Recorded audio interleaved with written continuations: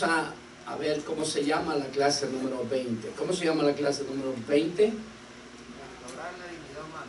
Restaurar la dignidad humana.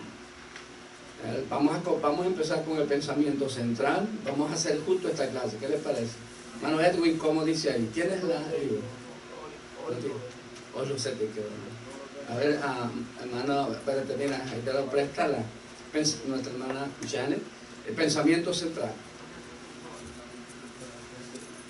El Evangelio restaurará la dignidad humana, devolviéndole al individuo la capacidad de valerse por sí mismo. Gracias, Edwin. Sí. Ahora tenemos el texto, hermana Janet, usted mismo ahí, por favor, léanos el texto de la clase. El levantar del polvo al pobre de oso alza de jugador nadar para hacerle sentar con los príncipes del pueblo. Salmo 113, 7 y 8. Salmo 113, 7 y 8. Excelente, ¿verdad? Gloria a Dios. Este texto es sumamente lindo. Bienvenidos, bienvenidos. La base bíblica la tenemos en Lucas capítulo 6, verso 1 al 11. Lucas capítulo 6, verso 1 al 11. Los objetivos, el libro por favor. El primer objetivo dice aprender la importancia de atender a las necesidades humanas como parte del servicio al Señor.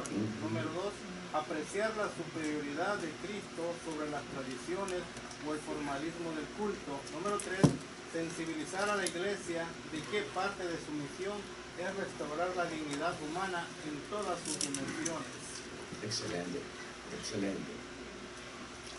3 objetivos importantes, ¿verdad? Están muy lindos ahí. Las necesidades humanas. Me acuerdo que el libro de Santiago, la carta de Santiago dice que si nosotros le decimos al que tiene hambre, bendiciones, o le decimos bienvenido, pero no nos preocupamos por el hambre que tiene, dice nada hemos hecho, ¿verdad? O sea, él nos aconseja que debemos fijarnos en las necesidades, que es importante, no solamente en la oración, sino que en esa misma oración o esa misma relación con Dios, Dios quiere usarnos para proveer lo que tengamos. No necesitamos ser ricos ni tener abundancia para compartir. Podemos compartir aún lo mínimo, pero lo que interesa es preocuparse por las necesidades humanas. Y ese objetivo me gusta mucho, ¿verdad? Porque no estamos predicando un evangelio teórico solamente, que el evangelio de Cristo es práctico, es práctico. Bases bíblicas, dije, Lucas 6, verso 1 al 11. En la parte derecha, antes de leer la clase, tenemos datos generales acerca del tema que estamos estudiando. Enseñanza. Para que la fe se convierta en instrumento de servicio, es necesario colocar la urgencia humana por encima de las tradiciones religiosas, lo cual quiere decir que las necesidades básicas son importantes, deben ser prioritarias.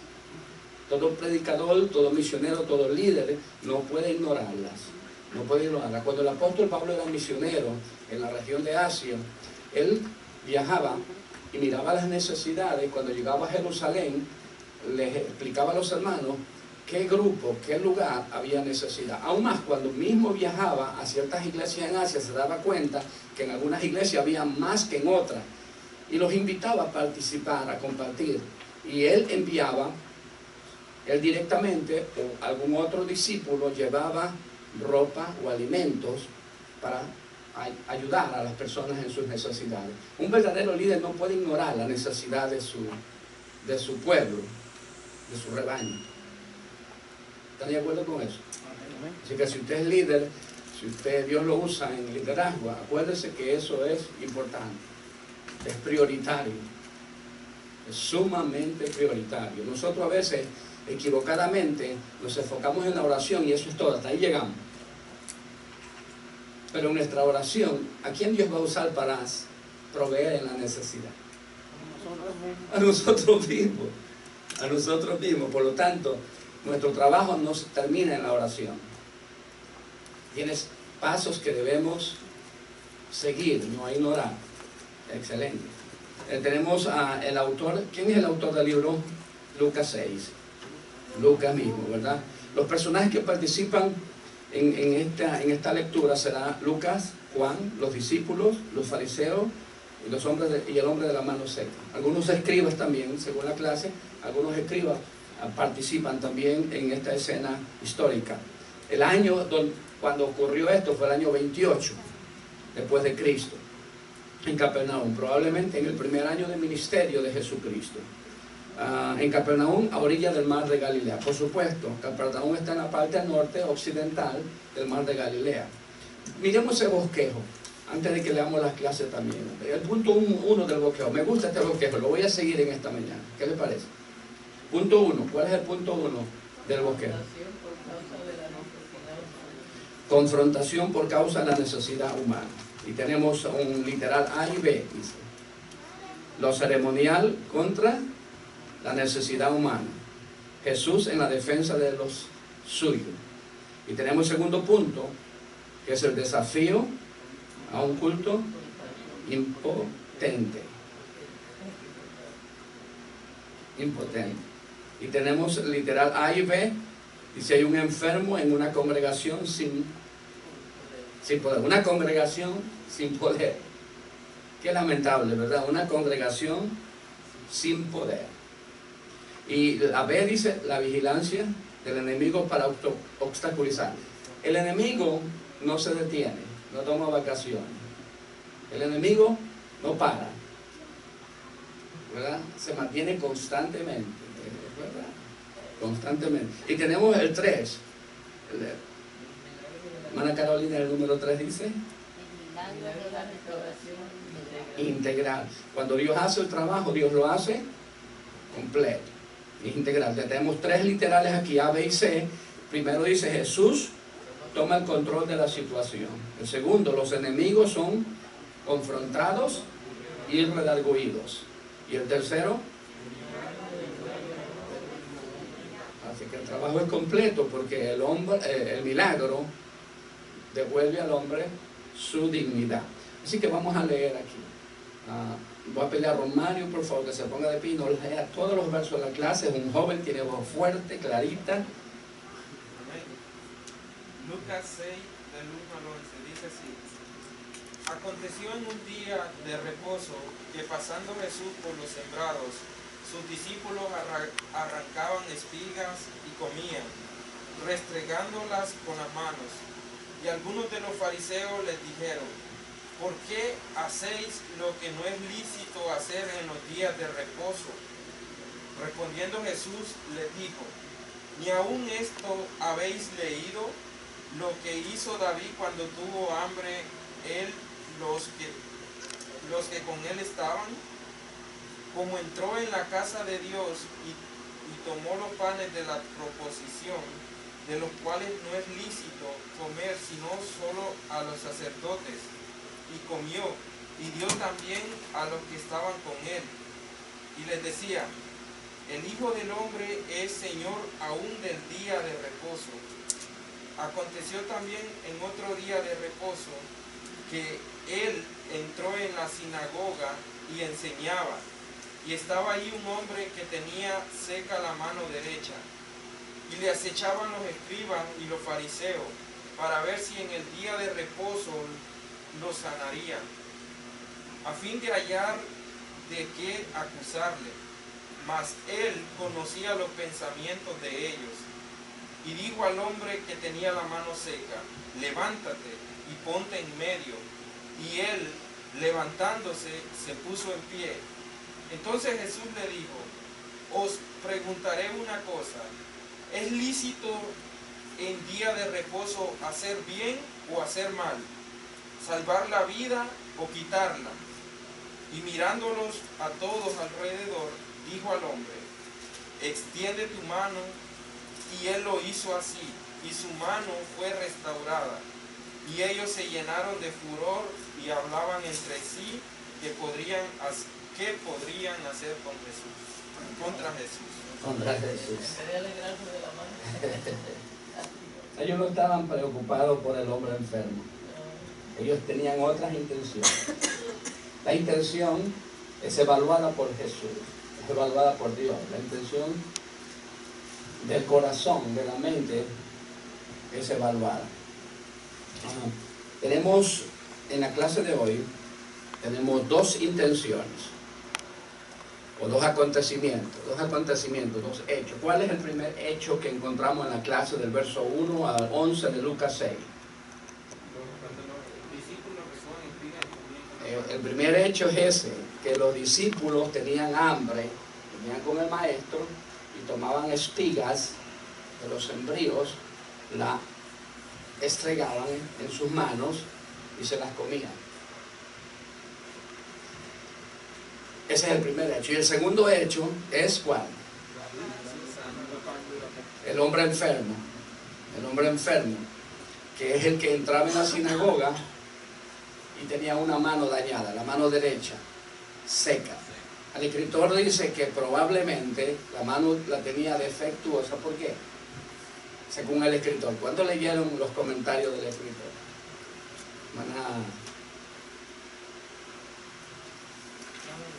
No lo leyeron, ¿verdad? Él dice que probablemente fue un accidente de trabajo, ¿no?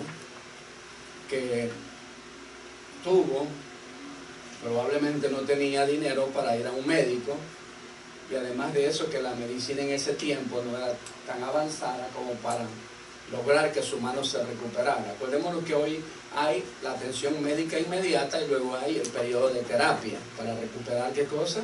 De que la mano no quede lisiada. Si fue un corte con una hoz, si fue un corte con un artefacto filoso que dañó sus nervios, sus tendones, lo cual la mano perdió su grosor, perdió su movimiento y la mano le quedó seca. Así que se sugiere que probablemente haya sido un accidente de trabajo. Pero el hecho es que este hombre estaba lisiado, estaba enfermo. Y es la mano principal porque usualmente o mayormente la gente es diestra, ¿verdad? La gente usa más su mano derecha que su mano izquierda. Por lo tanto, en ese tiempo los trabajos eran manuales, físicos, más que lo que hoy es, que a veces la gente basta con un dedo puede hacer su trabajo, ¿verdad? Así que en ese tiempo no era así como hoy, computarizado. Por lo tanto, ese hombre estaba impedido de seguir trabajando en alguna forma, había perdido su capacidad. Eso es lo que nos sugiere el escritor, que probablemente tenía la mano seca por algún asunto de accidente de trabajo. Y es completamente razonable la información que nos provee. Pero hay dos hechos aquí muy importantes. Uno es que los discípulos iban comiendo espigas y la estregaban en sus manos y sacaban las semillas y se las comían. Y el otro es el hombre de la mano seca. ¿Okay? Pero aquí había un antecedente, que ambos hechos tenían un punto en común. ¿Cuál era? Que era día de reposo. Día de reposo. Ahora, antes de que yo entre en la clase, dice aquí en el cuadrito donde está el mapa, que lo tiene usted en su cuaderno, ve ese mapa que la casa editorial nos provee, dice ahí, ciudad de Capernaum, en cuya sinagoga Jesús sanó a un hombre con una mano imposibilitada y produjo la ira de los presentes. Los presentes, los airados no eran todos. Especifica el escritor que los que estaban airados, ¿quiénes eran? Fariseos y escribas, que ellos no estaban de acuerdo con Jesús, ni con la enseñanza de Jesucristo, ni con los milagros de Jesucristo. Entonces lo primero que sucedió es que ellos protestaron en contra de lo que los discípulos estaban haciendo, comiendo espigas en el día de reposo, y que Jesús sanó a un hombre enfermo en el día de reposo. Yo quiero traerles a ustedes presentes en este momento que siempre es necesario recordar la ley. Si ustedes acuerdan un verso, trayendo a memoria un programa que pasó el viernes. ¿Se acuerdan el viernes, la clase del viernes? ¿Verdad que sí? Traímos a memoria nosotros Levítico 10:10. No sé si todavía se recuerdan lo que dice Levítico 10:10. Que es como corroborando lo que ha dicho en los versos anteriores, antes del 10. Y dice, que el Señor trajo los mandamientos, los estatutos y todo lo que le entregó a Moisés para que le diera al pueblo.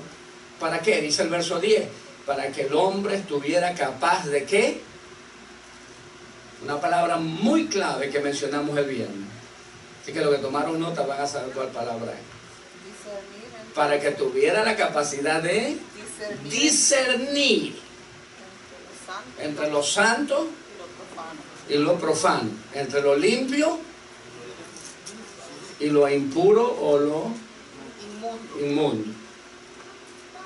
Entonces, las reglas, las normas, los mandamientos nos hacen sabios para que nosotros distingamos bien, tengamos la capacidad. Entonces lo que yo veo aquí, que los fariseos y los escribas no tenían la capacidad de discernir la regla del sábado, lo cual se dice en hebreo Sabbat. Ellos habían mal interpretado. Lo que yo veo aquí, un pueblo religioso con una falsa interpretación de la regla del sábado. Por supuesto, tendríamos que leer nosotros Levítico 23, Levítico 24 y Levítico 25, porque allí se habla, igual que en Éxodo, la ley del sábado.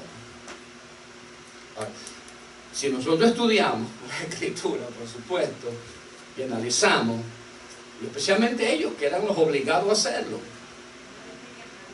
¿verdad? ¿Quiénes estamos exigidos a saber la palabra de Dios?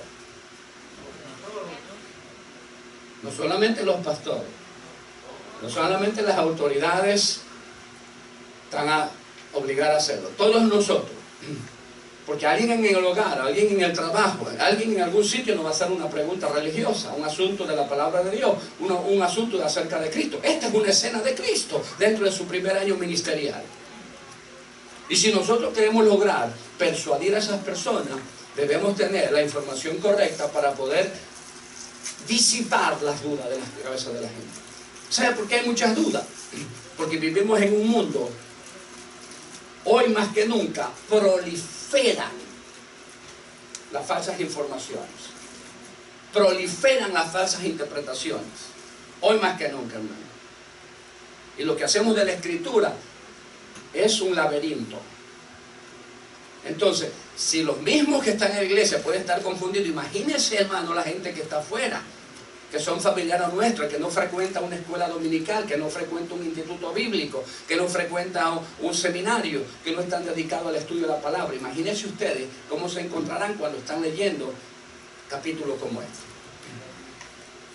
Si los mismos fariseos, me acuerdo que en una ocasión Jesús le dijo directamente a ellos, mirándolos a los ojos, ustedes, le dijo, ignoráis las Escrituras y el poder de Dios. Jesús se los dijo. A ellos no les gustó eso. La gente quiere gozarse en la iglesia, pero la gente no quiere sacrificarse en las iglesias. Y sacrificarse en las iglesias, estudia, eso es un sacrificio. Invierta tiempo. Ay, no, qué aburrido. Bueno, va a tener una interpretación aburrida cuando tenga que explicar. Pienso yo. Si estoy equivocado, díganme. Es la verdad, pero nos lastima, nos duele. Yo sé que nos lastima y nos duele, pero es la verdad, lastimosamente es la verdad. Porque nosotros a veces queremos solo gozarnos y no pagar precios. Entonces esta gente se había acostumbrado, algunos que se acostumbran solamente a la leche de la vaca, pero no a cuidar la vaca, o no a limpiar la vaca, ni a cepillar la vaca, ni a darle de comer a la vaca, pero quiere la leche de la vaca. Entonces la gente a veces quiere la bendición de Dios, pero no quiere sacrificio, no quiere pagar un precio, no quiere dar esfuerzo, no creen en lo que le dijo Dios a Josué, capítulo 1, versículos 6, 7 y 8. Mira que te mando, que te esfuerces. Y yo creo que Dios le miró la cara a Josué, ¿verdad? Y luego Dios refuerza esa idea y le dice, yo quiero que te esfuerces y seas valiente. Y en el siguiente verso le dice, que seas ¿qué? Muy valiente, muy decidido.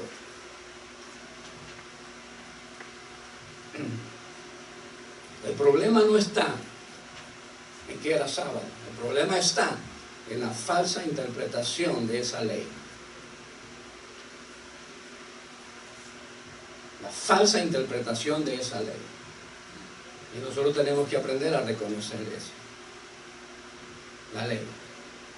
Jesús en respuesta le dice esto. ¿Cómo respondió Jesús cuando le dijeron: Maestro, tus discípulos no respetan el día sábado? Ahora, Dios había dicho que el sábado era un día de respeto. Y ellos estaban usando eso para decirle al maestro: Maestro, tú dices que eres hijo de Dios, tú dices que eres maestro, tú dices que Dios te envió, pero tus discípulos no respetan el día sábado. ¿Cómo responde Jesús a esa pregunta? No habéis leído lo que hizo David. Jesús le presenta un argumento y dice: no habéis leído lo que pasó con David. Miren la respuesta de Jesús. Le presenta una escritura que ellos deberían saber. Pues, ¿saben ustedes qué pasó con David? En el templo, que también había en el tabernáculo, una mesa que se llamaba la mesa de los panes de la proposición.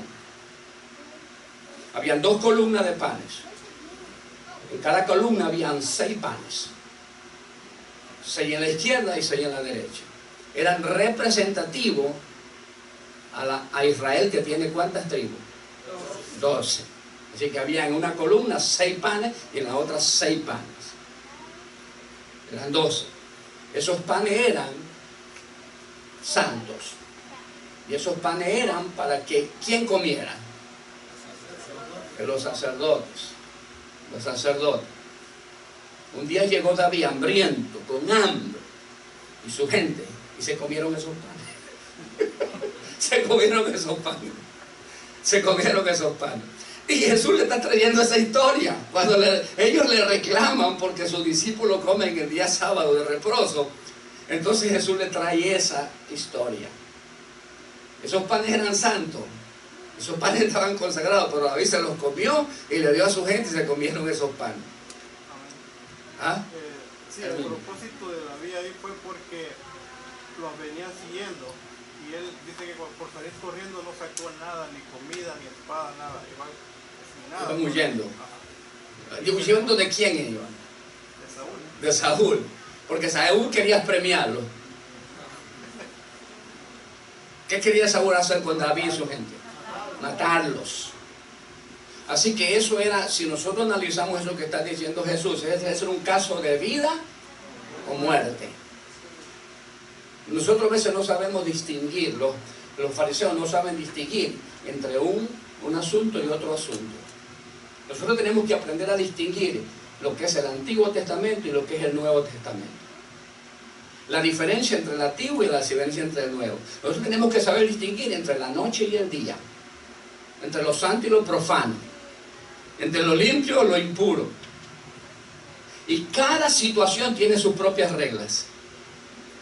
La regla del día y la regla de la noche. No podemos aplicarle a la regla del día la misma regla de la noche. No podemos aplicarse. Cuando nosotros aplicamos o generalizamos las reglas al arbitrio, entonces cometemos muchas fallas. Porque hay reglas generales, pero hay reglas precisas para ciertos lugares y para ciertos tiempos.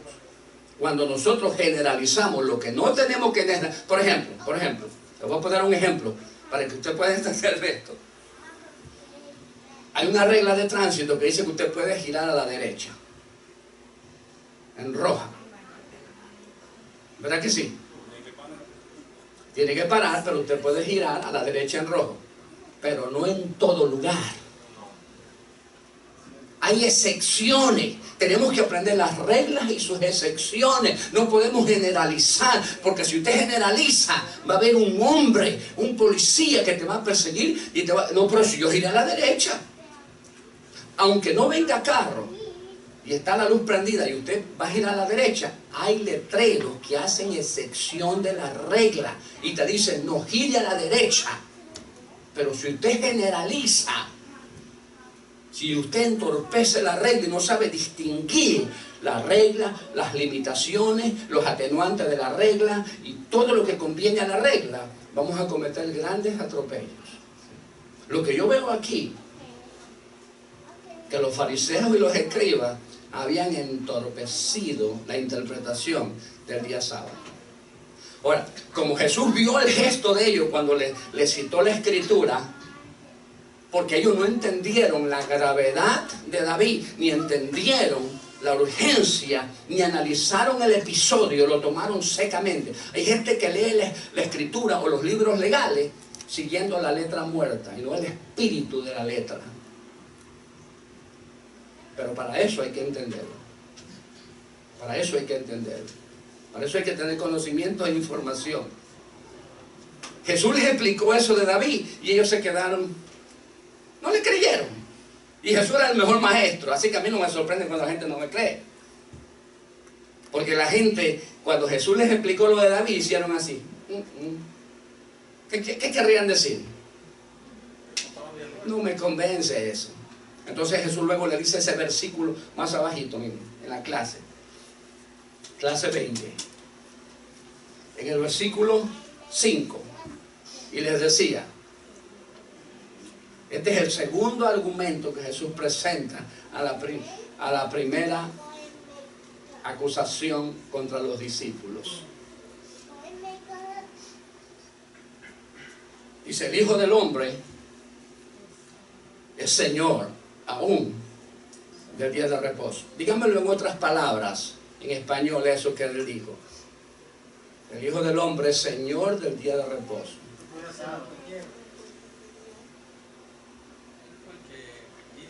Él es Señor del día de reposo. El Hijo del Hombre es Señor del día de reposo. ¿Qué quiere decir? Que es dueño. Cuando usted es dueño de algo, ¿qué puede hacer usted con lo que es suyo? Lo que usted quiera. ¿Por qué puede hacer usted lo que usted quiera con eso? Porque es suyo. Porque es suyo. Y eso lo encontramos en Marcos capítulo 2. Este es Lucas capítulo 6. Pero si usted el mismo hecho el mismo incidente de esta escena, usted le estudia en Marcos 2, usted va a encontrar lo que Jesús les explica ahí en Marcos 2. Le dice, no se creó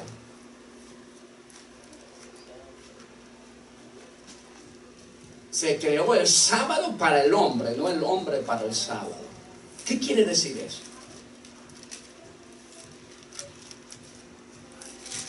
El sábado se hizo por causa del hombre, para que el hombre descansara. Para que el hombre descansara. Y para descansara el burro, para descansara el buey, para que descansara los animalitos del campo. Si usted ve en el libro de Éxodo, la ley dice así, Dios hizo el sábado y le dijo al hombre, no trabajará este día, para que descanse tu buey, tu burrito, tu ganado, para que descanse toda persona. En otras palabras, superior al sábado es el mismo hombre. Porque el hombre, el sábado se hizo para el hombre, no el hombre para el sábado. La prioridad y la importancia que tiene el hombre frente al sábado. Ahora, noten esto. No debemos confundir.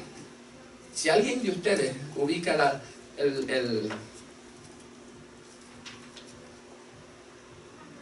la ley en Éxodo, donde dice del sábado. No sé si en la clase no dice el texto, pero me gustaría. Éxodo 23. Ok, vayamos a Éxodo 23, por favor. Gracias, hermana. Para mí es muy importante. Aquí se crea la ley del sábado. Éxodo 23 es la creación de la ley del sábado. Éxodo 23. Versículo 12. Está diciendo, no, Dios a Moisés y al pueblo de Israel. No hagas esto, no hagas esto. No. Cuando llega el versículo 12 dice, 6 días trabajarás y el séptimo día reposarás. El séptimo día es sábado, porque el primer día es domingo. Nosotros a veces nos hemos confundido y que pensamos que el lunes es el primer día. No es así, eso es bajo otro calendario. Pero en el calendario judío, el primer día es domingo. Y el séptimo es sábado. Por eso lo está diciendo aquí bien clarito, el séptimo día vas a descansar. Dios está haciendo ese día para el hombre, no el hombre para ese día. 6 días trabajarás y el séptimo día reposarás para que descanse tu buey, tu asno. Yo dije burrito, no, perdónenme, es asno. Y tome refrigerio el hijo de tu sierva y el extranjero. Y todo lo que os he dicho, guardadlo. Esa es la ley. Para que descanse. Eso es un día de descanso. Ahora, hay otra cosa que Jesús le pregunta. Y lo hace después de viendo la necesidad de ellos. Le dice: ¿está permitido hacer bien o hacer mal en el día de reposo? Se leyeron ese versículo, ¿verdad? El Biblia. Entrando un poco a la clase, al pasaje o sea, como metiéndose uno ahí, se da uno cuenta que saber cuántos días llevaban los discípulos ya sin comer para que hayan hecho esto. Y la manera como Jesús les reprime, les reclama a ellos, parece que el asunto era serio. Era seriosísimo. Como David, a lo mejor si no hubiera comido los panes, a lo mejor no hubiera existido. O sea, un ejemplo, el hambre que llevaban era demasiado. Hay una excepción en esa regla. Dios no le aplica a David el castigo. ¿Por qué? Porque su vida estaba en peligro. ¿Entiendo eso? Su vida estaba en peligro. Entonces hay una excepción de esa regla ahí, debido al peligro y a la urgencia que tenía David en comerse. Si no hubiese habido de por medio esa emergencia, David no se come esos panes, porque él sabía que esos panes eran sagrados. Pero él se los comió, ¿por qué? Para no morir de hambre. Y le dio a sus discípulos, a sus soldados, la emergencia que había. Si usted está en un lado en una balsa y de repente hay los panes de la Santa Cena, cómaselo. Aunque sea eso para Santa Cena, cómaselo. Pero si usted está en una iglesia y usted no tiene esa necesidad, entonces respete lo consagrado. Porque eso es una excepción de la regla. Porque es un peligro. Dios es sabio. Porque el día de reposo no es mayor que el mismo hombre y su necesidad. Si nosotros vemos Éxodo capítulo 12, ahora, ¿sabe dónde está el problema? Cuando nosotros mostramos un color rojo, y resulta que yo le pregunto a la gente: ¿y este vestido de qué color es? Y ustedes verán que la gente dice es rojo, y otro dice no, es violeta, y otro dice no, es light red.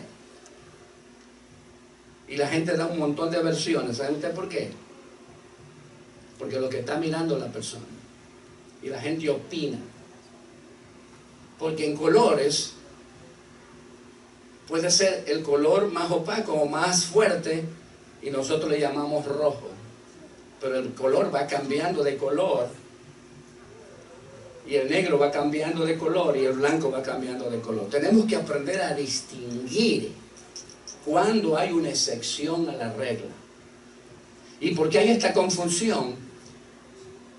La confusión nace, y le voy a decir dónde nace la confusión de los fariseos, en que Dios establece otra ley, aparte de Éxodo 23, que es la ley del sábado dentro de las fiestas ceremoniales. Cuando un sábado cae en una fiesta ceremonial, es otra regla. Está la fiesta de la Pascua. Cuando es un sábado de fiesta de Pascua, las reglas son distintas. Cuando el sábado, lo dice claramente Levítico 23 y 24, cuando cae un sábado dentro de la fiesta, por ejemplo, de Pentecostés, cuando es un sábado dentro de la fiesta de Pentecostés, las reglas del sábado son diferentes. Pero la regla del sábado como regla general es Éxodo capítulo 23. Pero la regla del sábado dentro de una fiesta ceremonial, las reglas son diferentes. Entonces, el fariseo no sabía distinguir entre esas dos cosas. no sabía distinguir. No tenía capacidad. ¿Le gustaría leer las reglas del sábado? De la fiesta ceremonial, de la fiesta de la cosecha, por ejemplo. Veamos a Levítico 23. Así que habían 2 sábados. El sábado general, que era cada semana había un sábado, era reposo para el hombre. Pero cuando caía ese sábado dentro de una fiesta ceremonial, que era fiesta de panes sin levadura, fiesta de la expiación y fiesta de las cosechas, que era fiesta pentecostés, entonces el sábado cambiaba de tono, ya no era rojo, podía ser color violeta. Teníamos que saber distinguir de qué sábado está aplicando la regla. Era la confusión de todos los fariseos y saduceos que no sabían distinguir. No sabían distinguir que David se comió esos panes porque tenía hambre y porque el hambre los estaba matando, pero ellos no sabían distinguir eso. Si nosotros leemos Levítico, capítulo 23, dice fiesta solemne. ¿Verdad que dice fiesta solemne? Ok, si usted va al final, en el verso 32, dice fiesta solemne, ¿verdad? En su capítulo, en su Biblia dice fiesta solemne. Ok, cuando usted llega al verso 32, dice, día de reposo será a vosotros, y afligiréis vuestras almas, comenzando a las 9 del día del mes en la tarde. De tarde a tarde guardaréis vuestro reposo. Y habló Jehová a Moisés diciendo, habla a los hijos de Israel. Usted va a mirar las observaciones que se hacen en el capítulo de ese sábado dentro de la fiesta solemne.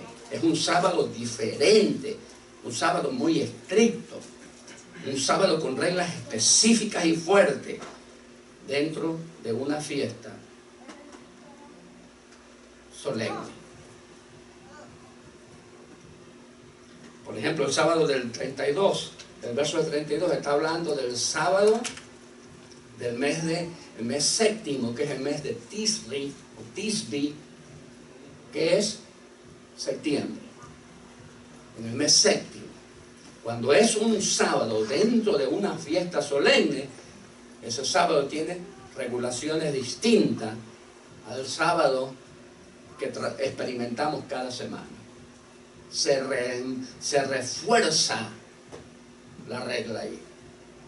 Entonces, para mí, lo que yo estoy mirando es que ellos no sabían distinguir entre un día de reposo natural y un día de reposo dentro de una fiesta, que tienes exigencias distintas, porque en ese reposo no se podía caminar ciertos pasos. O sea, si era una fiesta, no podían andar caminando ni siquiera en las calles. Todo el mundo tenía que estar recogido en sus casas,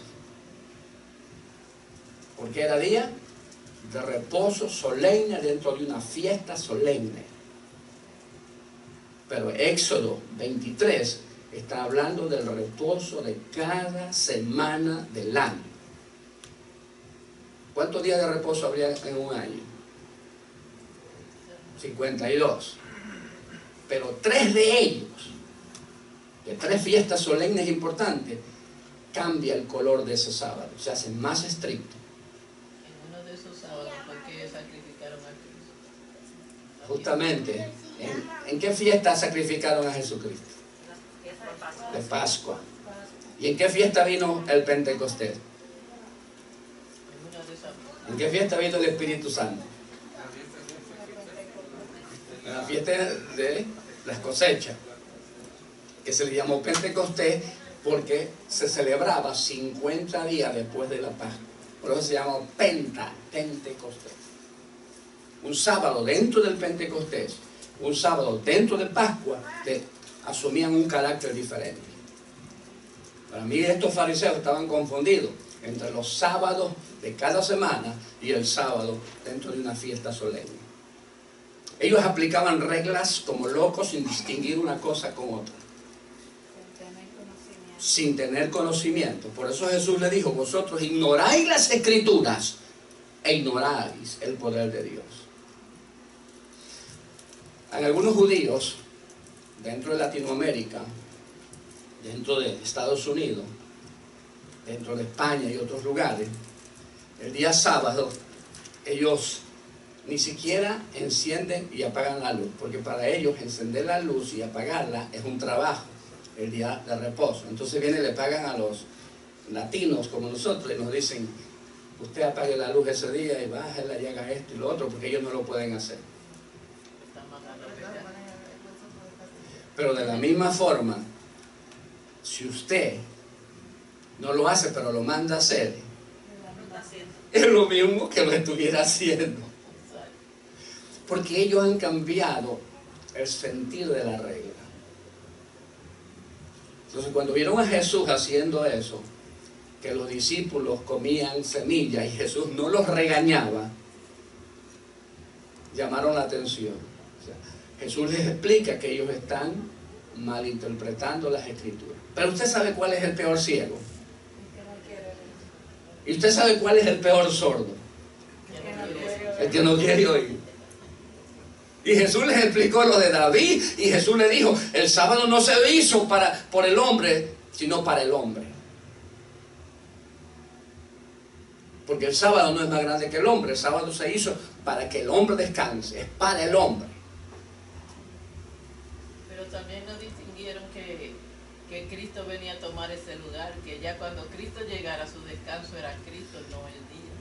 Muy bueno has dicho, hermana Lucía. Otra cosa que ellos no distinguían, por supuesto, no distinguían porque no tenían libros como lo que hoy tenemos nosotros, ¿verdad? Nosotros sí podemos mirar la historia.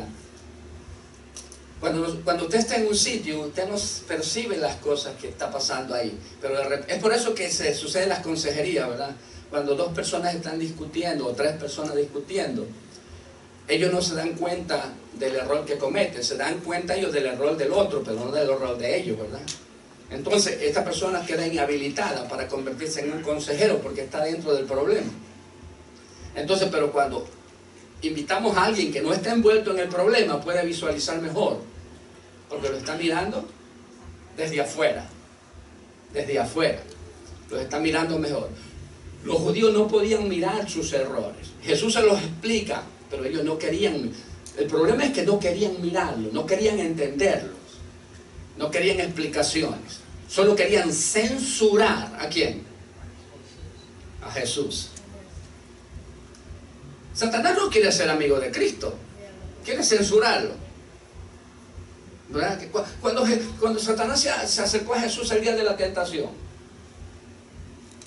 se acercó para ser amigo de él, para ayudarlo en el ministerio. ¿Cuál era el propósito de Satanás? ¿Ah? Hacer lo que pecara. Hacer lo que pecara, estorbarlo, a maldecirlo, estorbarlo. Y lo mismo pasa con los instrumentos de él. Se acercaban a Jesús en su ministerio para estorbar, para molestar. Jesús tomó tiempo de explicarle, pero ellos no quisieron entender, ellos no quisieron oír, ellos quisieron acusar, estorbar. Jesús trata de explicar, o Jesús les explica, no trata, Jesús les explica y le dice, razone. En otras palabras, que los discípulos no están comiendo semillas por pasar el tiempo. ¿Por qué los discípulos comían semillas? Porque tenían hambre. Tenían hambre. Tenían hambre. ¿Cómo hace el estómago cuando uno tiene hambre? ¿Cómo protesta? ¿Cómo exige, verdad? Se llena de gases. Sí, hasta hace ruido. Cuando ya ve que uno no le hace caso, empiezan a tocar la puerta del estómago. Y empiezan a exigir. Y los discípulos pobrecitos, ¿verdad? Andaban sin comer. Y cuando vieron pero esas semillas no eran de ellos. Entonces las robaron. Iban por el camino. Pero esa semilla no era de ellos. ¿La robaron? No lo acusaron de ladrones, lo acusaron de no observar el sábado. Ahora, pero probablemente también podían haberlo acusado de robárselas. Posiblemente el dueño les dio permiso para que comieran. De hecho, yo pienso que hasta mismo Jesús les dijo, pueden comer de ellos. Para que ellos... Es interesante saber eso, ¿verdad? ¿Han notado algo que a veces cuando uno va a un supermercado y hay muchas uvas sobre un mesón, hay muchas cherries? ¿A cuánto le gustan las cherries? las uvas. ¿No le ha dado ganas de coger? Alguna gente hacía eso antes. Ay, yo quisiera saber cómo saben para comprar 2 libros o 3 libros. Y de repente una cámara lo está mirando y luego le dice, Señor, usted infringió algo, usted se comió. Antes dejaban, ahora no dejan. Que se la llevan una. Pero mire, yo pienso que ese camino era silvestre, pienso que no era con dueño. Usted sabe que a veces en el camino hay mucha fruta y cosas que no tienen dueño. Bueno, ¿sabe por qué le digo eso? Porque alguien le puede decir a usted, pero ¿por qué protestaron porque era sábado? ¿Por qué no protestaron porque se las habían tomado, que no eran de ellos? Hermano Abraham nos va a decir algo. En el libro de Ruth, pastor, hay una referencia más o menos parecida a eso, donde dice que los cosechadores dejaban espigas para que pasen las viudas a las personas necesitadas. Has dicho una gran cosa. ¿Saben por qué no podían acusarlos de robo? Porque había una ley, y hay una ley para los judíos, que en todo terreno sembrado, todo sembrador por ley tiene que dejar una parte sin cosecharla para que el pobre, el menesteroso, el extranjero coma, sin caer en lo ilícito. Así que el mendigo, el necesitado, puede comer sin robar, sin transgredir. Eso es lo que ellos hacían aquí, porque una ley les permitía hacer eso. Seguirá así.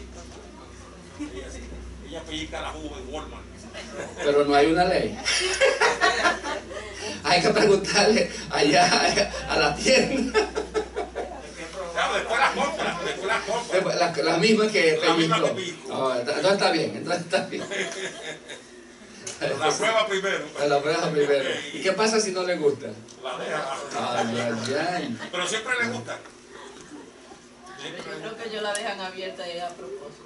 Claro, para que los clientes la prueben, que está muy solitaria. Hay que preguntarle a la tienda a ver si eso está correcto.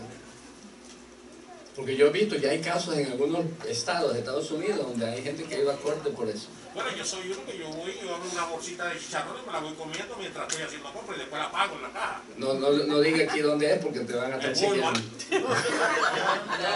Yo hago lo mismo. No, pero Con agua y después la pago. uno la coge con el sentimiento de que la vas a pagar, pero uno no la comiendo porque tiene hambre.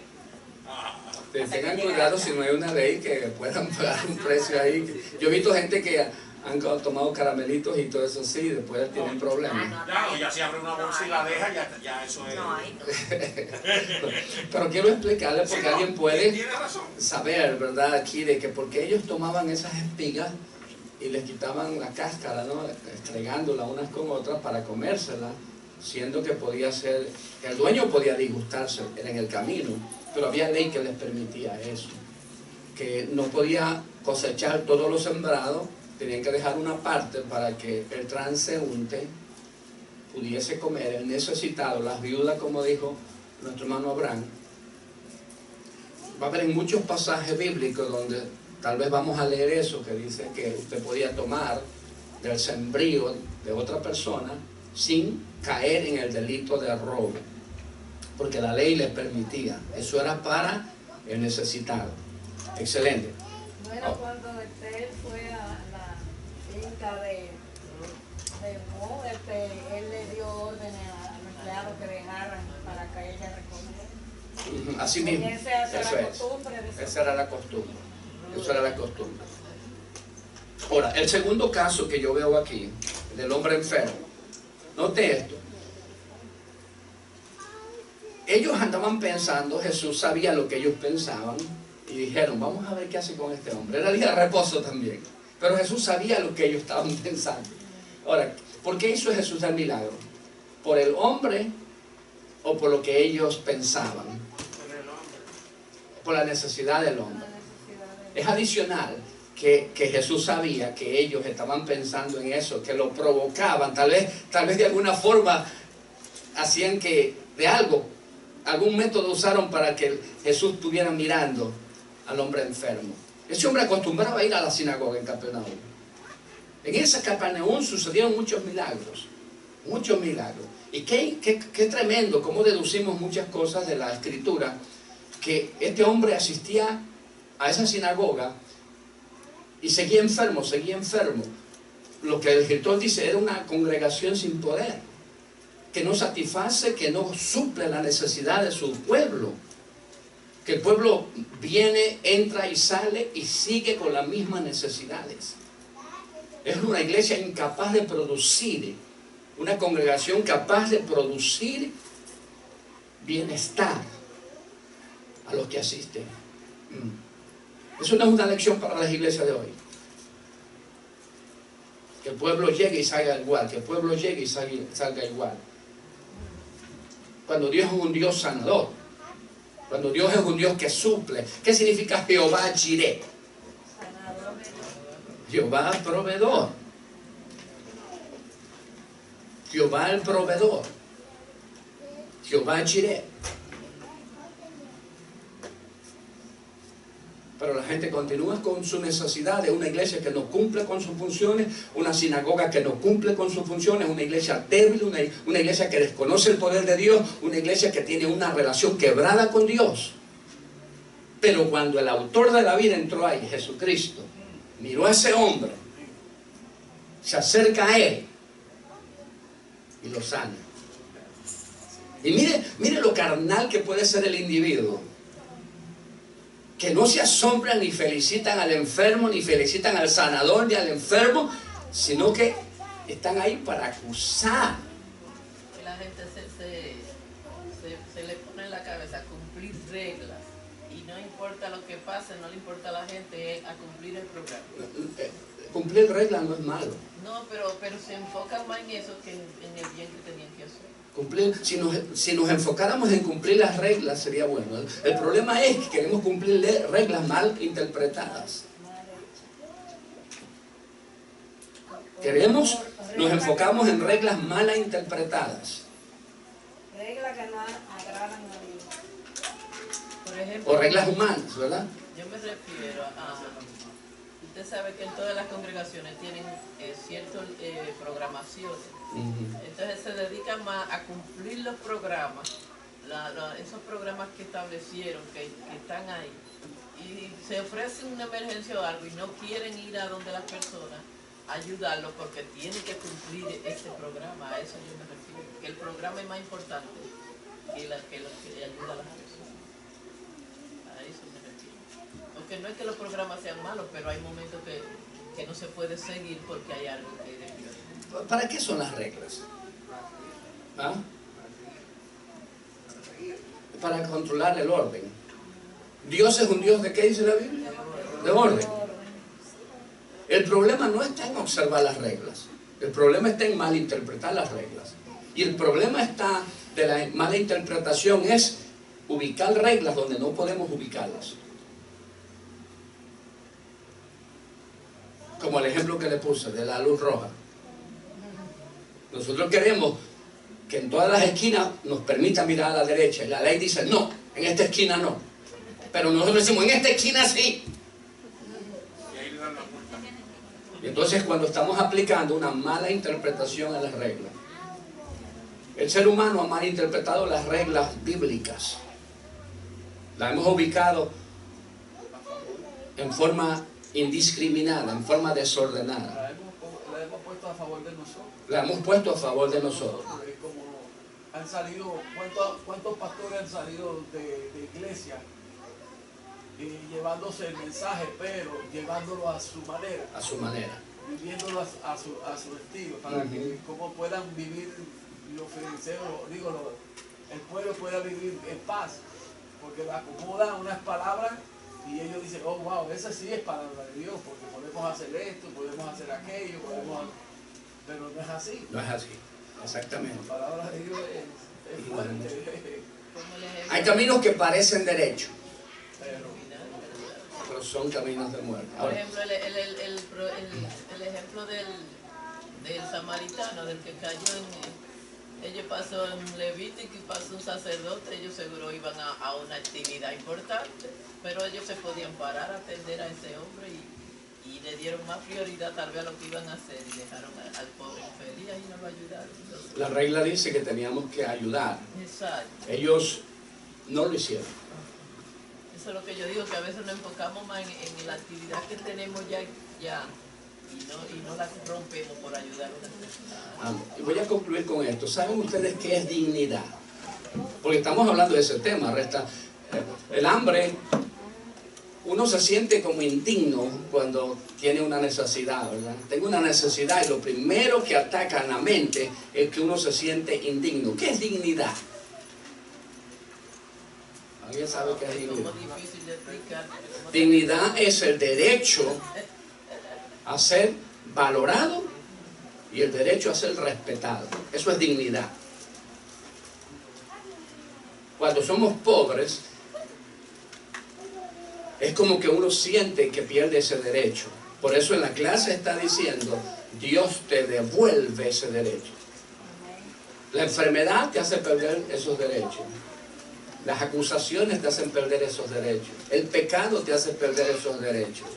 Pero cuando te acercas a Dios, Dios te devuelve todos esos derechos.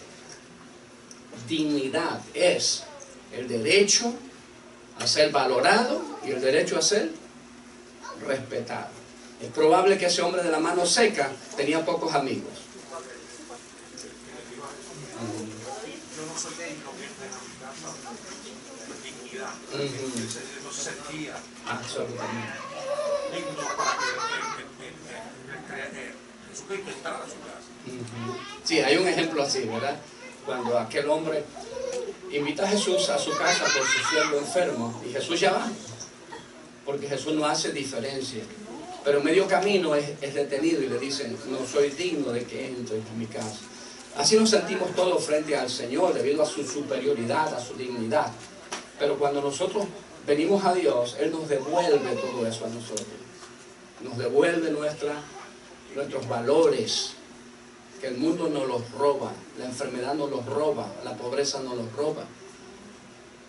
Dignidad es el derecho de ser valorado y el derecho de ser respetado.